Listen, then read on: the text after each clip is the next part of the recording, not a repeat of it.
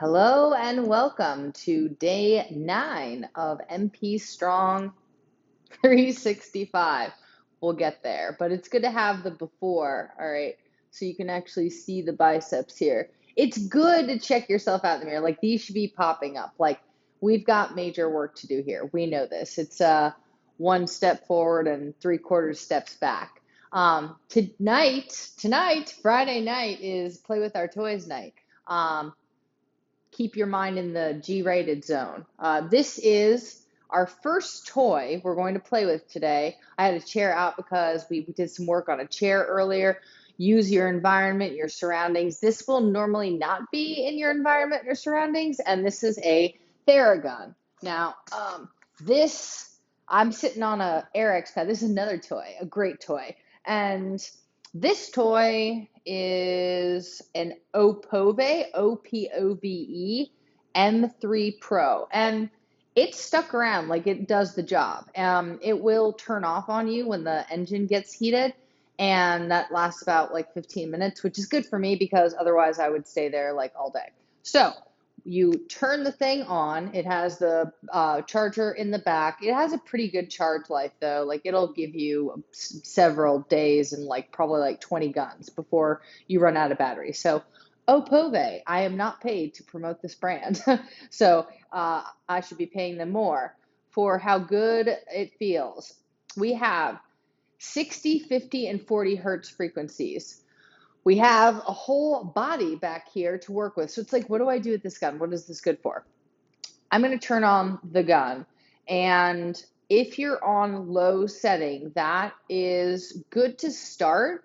It's good for some of the smaller muscle groups. Like if you're doing your close to your neck, I would recommend just staying on 40.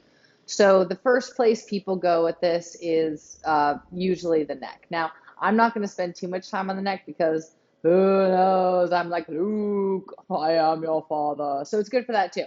But if you're doing your neck and your upper traps, that's just because these are the most, easy access, chronically tight. We're holding ourselves up. I'm on my upper trap and it's like a boulder. So like it's the gun is bouncing up and down. Oh, quick aside about the gun. Whoops, that turns me. If you click it, sorry. So it's one click for 40, 250, 3 for 60. If you get other styles of guns, like they might have different toggles, but they all have pieces that you can choose from. I always use this one. I recommend only this one because look at how it looks like your joint.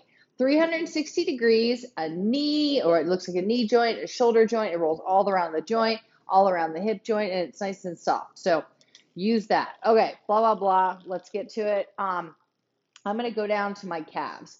So you have gastroc, which is the ball of your calf, and then you've got soleus, which is underneath it. Think about it, of the sole of your walking.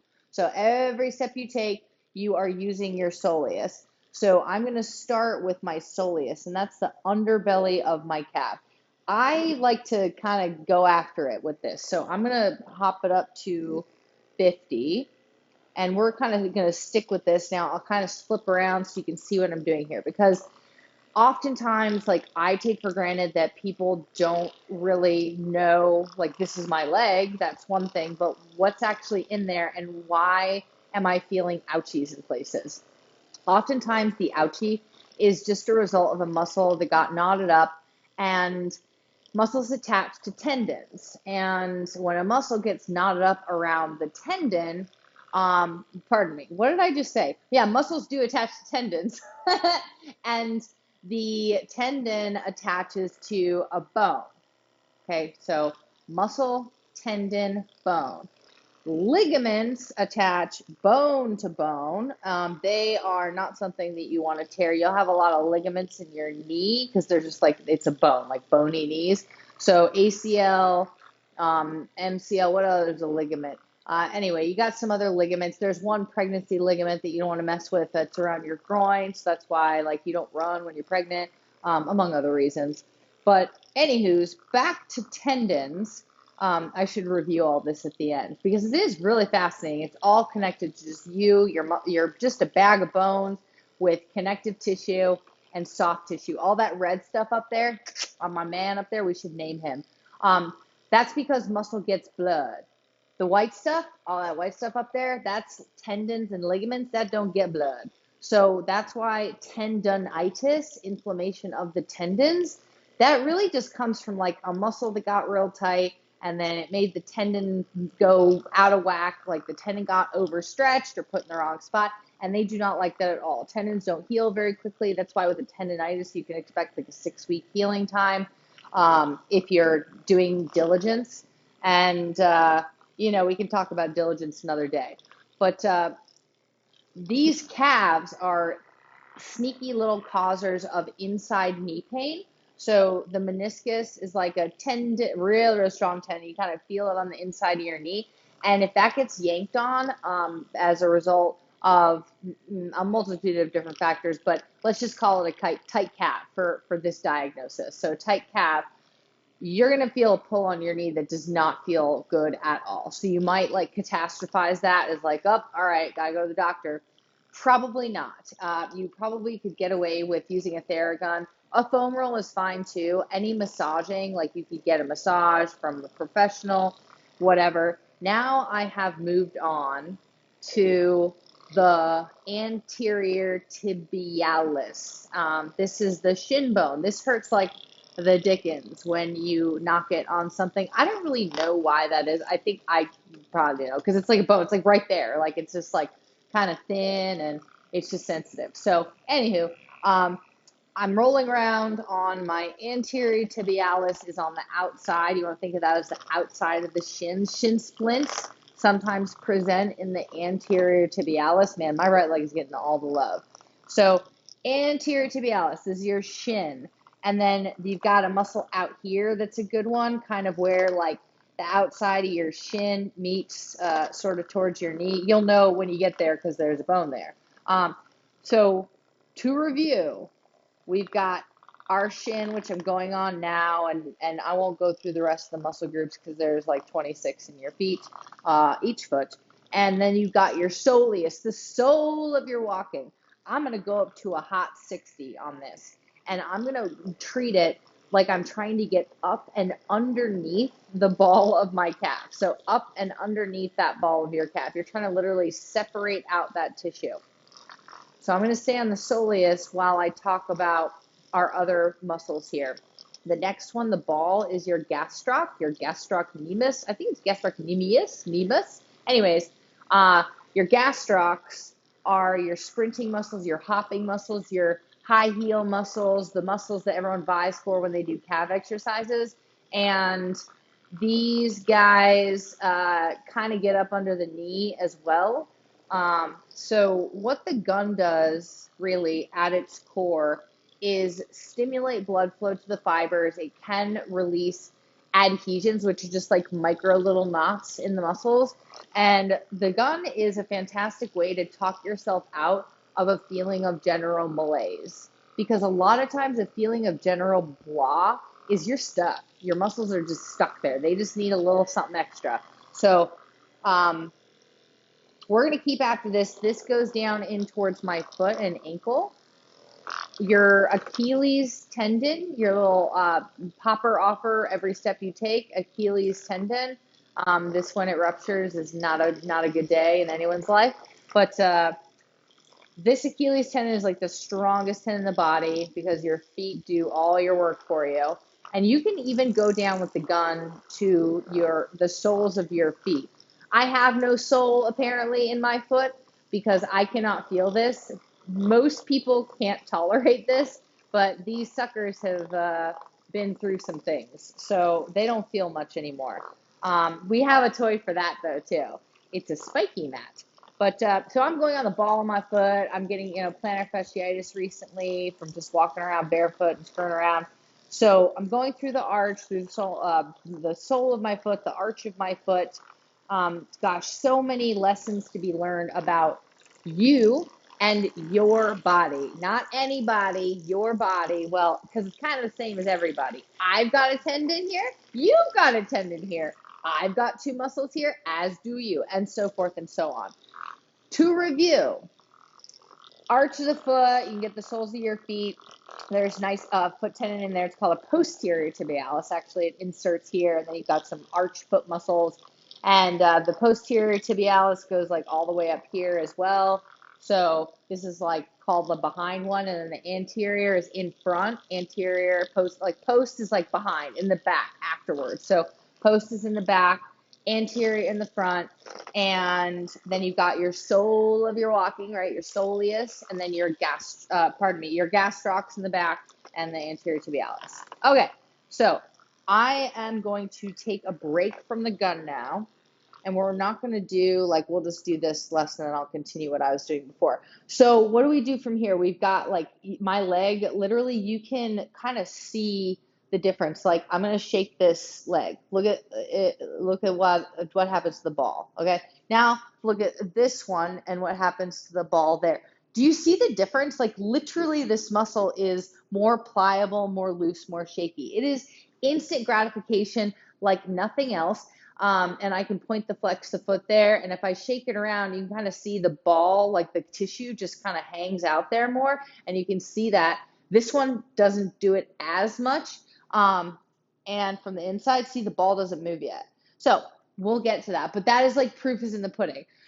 So between your gunning or, after you're gunning or another time, you can intermix some core activation because a lot of times these muscles grab on because you're just going about your day. Like you're not doing anything wrong, but your abs aren't really doing that much. So if I want my next run to be really light-footed with my nice little squishy muscles that I just got all the knots out of, then I want to be able to lift my legs up, not with my legs, but rather with my abs. So I'm going to go into those pelvic tucks. Man, that even like got up into my hip.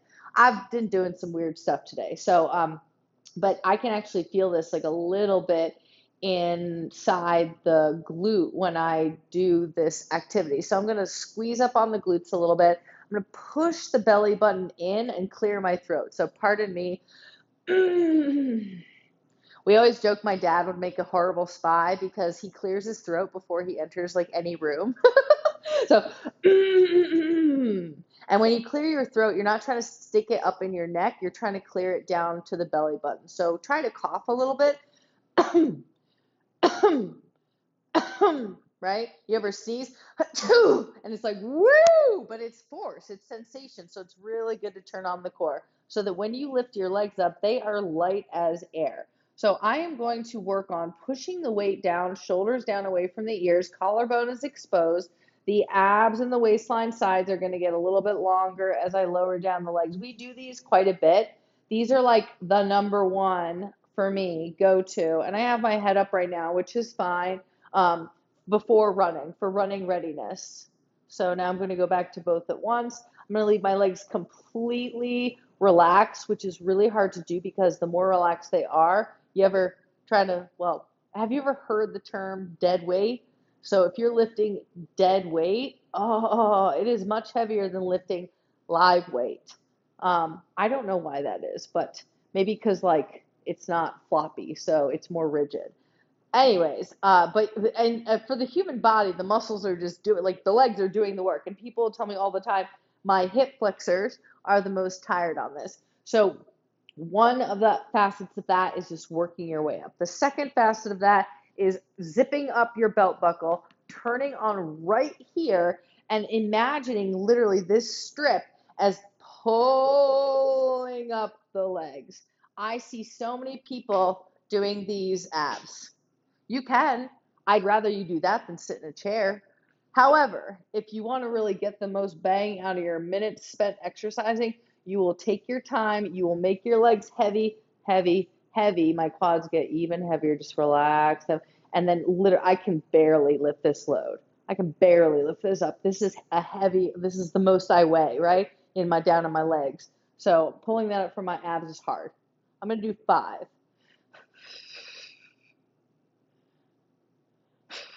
You can do this in my chair toy just as well.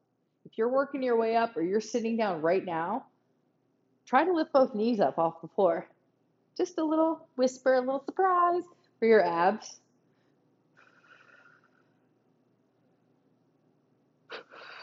Good. All right, I am done with my ab break because I'm ready to go back to my gun.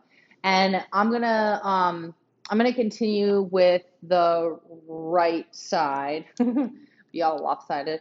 Um, and I'm turning it on to, oh, this has an on off button on the bottom. I'm gonna turn it on to a 40 and hit my elbow and my forearm first before I do the upper leg. And that's where we'll finish today. So we use our digits a lot, our 5 fingers. Well, all of those 5 fingers actually connect up into the forearm and into the elbow, right? So it's like wrist, forearm, and then into your elbow before the upper arm. But all that stuff kind of stops here. So I am going right near the elbow. You'll see people's forearms kind of like pop out, like really strong grip forearms. That this forearm does relate very heavily to grip strength. So if you want to be able to open a jar, I don't know, then foam roll your forearms. No, I'm just kidding. But seriously, it offsets a lot of tension in the hands. I talked earlier to somebody about the fact that our hands and our feet are our primary, like, number one go-to for our sensations in our body. Like, they're the motherboard of your body switchboard, right? If I think about my elbow right now, like, do I know where it is in space, right? If I think about my elbow right now, do I know if it's bent or straight? If I think about my elbow right now, can I lock through that elbow, just thinking about the elbow, and really feel like where it is relative to the rest of my body? Notice how my bicep kind of pings a little bit more when I do that. If you focus on the joint a little bit more when you're conducting your exercises, you will get so much more out of those minutes spent. So I am rolling all these muscles that go right up from my hand to my wrist until they attach, and you don't even feel like your fingers may even start to like move like cousin it. This helps offset all the time on the phone and the computer. Doing wrist curls is fantastic as well. This is all about maintaining the ability to grab objects, maintaining dexterity to untangle a knot. It's the ableness, right? Confidence and mental fortitude come from being able. So to be able-bodied, I'm going to keep just rolling this out, and then I'm going to travel up the arm. And this is our biceps. I hear a lot of people talk about biceps tendonitis. They will talk about it here. So you've got this muscle, it's called biceps brachii. So it like branches, like branch. So the biceps brachii, it kind of attaches right up here near your shoulder. So if you have somebody say, yeah, it's kind of like right here, it's bothering me, it could be biceps tendonitis. This gun will help you separate all of those muscle groups that get stuck up by your shoulder, because you have tons of smaller muscle groups attaching to your shoulder. One of my favorite words to say is sternoclavicular, because you have your sternum in the front, like your chest and sternum, and then clavicular is your clavicle. That's your neck bone. You ever heard of somebody breaking their clavicle on a ski trip? Don't do that this winter. So we have a sternoclavicular. You got all this fun stuff up here. I am rolling through the front part of the shoulder, otherwise known as a deltoid. And I'm trying to get the shoulder to separate itself out, so I don't feel like I have to like move my head and neck everywhere to like get me places. It's kind of like everything swivels more easily. I have a card in front of me. Thank you, Dr. Guerin. In my 9 months, I think it was like 9 months that I did therapy and with a psychiatrist or maybe she's a psychologist. Who cares? One prescribes drugs, one doesn't. Actually, she would care. So I think she is a psychologist, and a darn fine one at that. She gave me this card. It's called Strategies for Regulating Intense Emotions. And number one on the list of this card is notice where the emotion is located in your body and breathe into it. Soften it. This is sheer serendipity that I picked up this card when I knew I was going to gun, because if I'm trying to soften the muscle and my breath, like my emotions are too raw to let me breathe into that spot in the body, this is where the toys come in. You can go exploring, you can use this little gun, and at the end of it, you might find that your breath comes as a natural byproduct of what you just did with the Theragun. Again, I won't do this part because it probably sounds like I'm, vibrating voice here. And you can go all along the back, flexibility dependent. So to review, with the arm, if you want your hand and your wrist to feel a little bit more loose, you can gun your forearms and just work into that. You can even put the gun down into your wrist and your hands. In the upper arm, sorry, I got distracted by gunning my own fingers. And in the upper arm, you've got the insertion of your bicep here at the elbow. Oh, I also have a lot of people get tennis elbow. Now, that happens from here down here. It usually is a function of being shaped this way for too long, whatever you're doing that's this way, and then you try to like go that away, and this tendon is stuck. So this can be avoided by doing press backs, which we'll do to finish off this day 9, Friday night. Super fun. And I'm not even going to use the rest of my toys today, but we'll do Toy Fridays maybe. That'll be a theme. So bicep is up here. You've got 2 kind of bicep connection points up at your shoulder. So I'm trying to get that bicep. My bicep was kind of sagging inwards, like obviously, just because that's how I live my life is this way. So I'm trying to open up into that curl and swing the elbow back and out as opposed to letting my hand fold in. So you can work through the bicep there. We didn't even talk about the triceps. We talked about the shoulders. This deltoid, this little separated part up here, that's my shoulder. And I'm trying to get it unstuck as well, it to operate independently of my neck. So this facilitates future shoulder rolling. And the last thing is the tricep. And everybody knows about triceps. That's why I didn't spend too much time on them. Everyone knows about biceps too. But you've got a couple triceps in the back here. And, well, mostly on the inside and the outside. I don't probably gun the triceps enough. They do tend to get pretty tight. With the tricep, it's really easy access to do throughout the day. You can kind of do this, and that's like tricep. And triceps are actually most effectively stretched because we do this all the time, but we don't do this. This part of the tricep gets really, really tight. And so I'm kind of exaggerating that, not moving into the stretch, but if you want to gun back here before you do that classical tricep, I think it's funny they start with this, the tricep stretch, because barely anybody can even do this, because you have to do your shoulder too. And yes, this is my armpit. You would be shocked at how many muscles insert into your armpit. Again, story for another day, but you want to validate my statements here, you can go see how many muscles attach to the armpit. Hey Google, and hey Siri or whatever, brand of choice. Nobody's paying me to say those words. And so the tricep is easy to stretch by itself, but you can kind of gun it on the back too, because it's kind of hard to gun. So I'm going to turn off the gun, and we're going to do a tricep doublet just to. We have these newly fresh, loose muscles. Let's do the test here. I don't know. Let's do it with the shoulder. So this shoulder, you can kind of see it. You can kind of see the bicep, and maybe it'll pop up towards no, not today, folks. Oh, well. Oh, this is so sad. I got to work. And this one is like a champion. This rotator cuff is messed up. So if you got a messed up shoulder from something that you did in a torrid or something like that, notice the bicep looks so much different on this side than this side.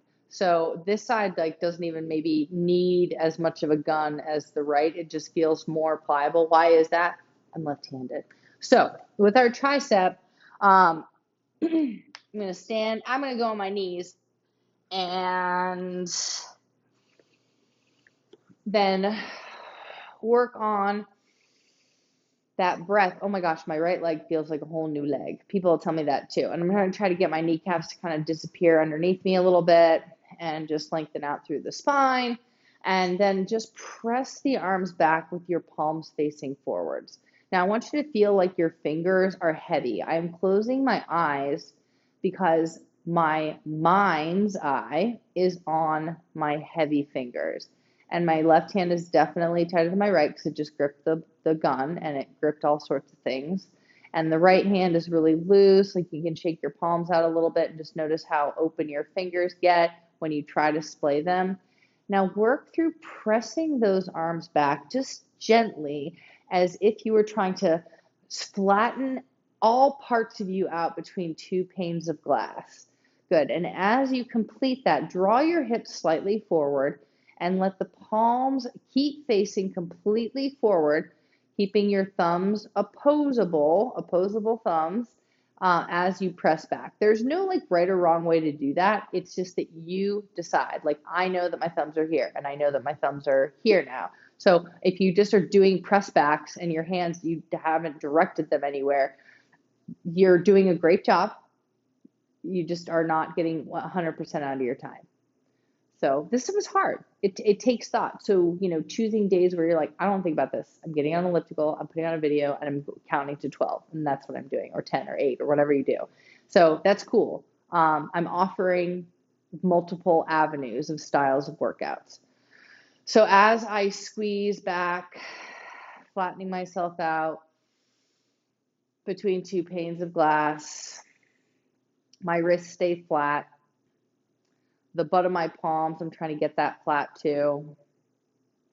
And then I'm going to sweep the arms up slowly, noticing where the upper traps, that's these, where they start to catch the range of motion, meaning like they like you feel them.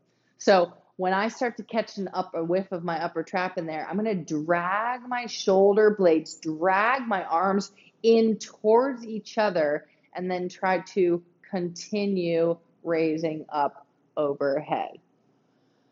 Big inhale and send it back down. And my feet are flat behind me. My feet are nice and flat. My hips are rolled up underneath me. I'm going to try to squeeze my glutes a little bit just to get between those two panes of glass a little bit more thoroughly. And we're going to come up. Squeeze the booty, squeeze the knees down so you can get even more out of that overhead, that snow angel. Take a breath in and out. Great. And then we'll take that tricep into a stretch. Man, the gun work is so fun. So just time flies when you're gunning it on a Friday night. I moved into that stretch right away. Like it was more of an event than a process. Like you'll see often at the end of the workout videos, they'll say, go into your tricep stretch and just like kind of whip it up there. So put your arm up first, then bend your elbow. Try to see where you can get there. Like my hand is behind the back of my neck, okay? And then if you can, just stay here and press your palm against the back of your neck without like pushing your head forward. So you're leaning back, maybe your glutes are squeezed a little bit, maybe you're driving your knees down into the floor a little bit.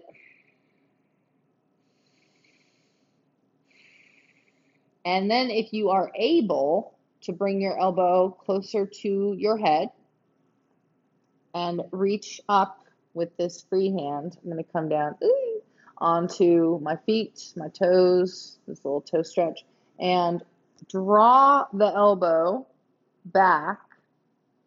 If you can't get here, it's fine for today.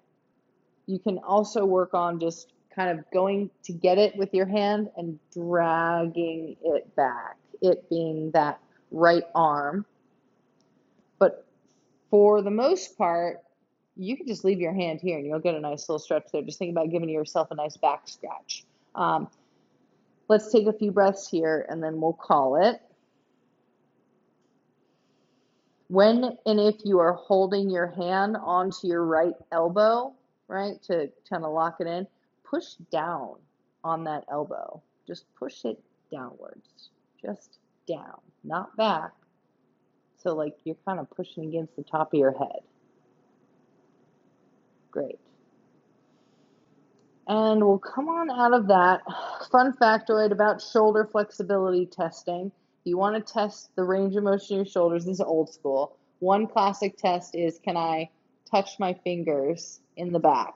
If you can touch your fingers in the back, right, like this, then, and I have a wing scapula, so you can definitely cheat this one, cheat the system, but if you can touch your fingers, it also gives you a good idea of how different your sides are. Knowing this one has not been stretched out at all, can I come back and touch my fingers and how much do they overlap?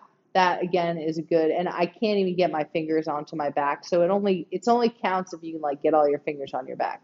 So all sorts of wing scapula there, which makes it a little bit janky, but that's a classic flexibility test for your shoulder. And for our purposes, it's a good way to tell what the differences are one side or the other.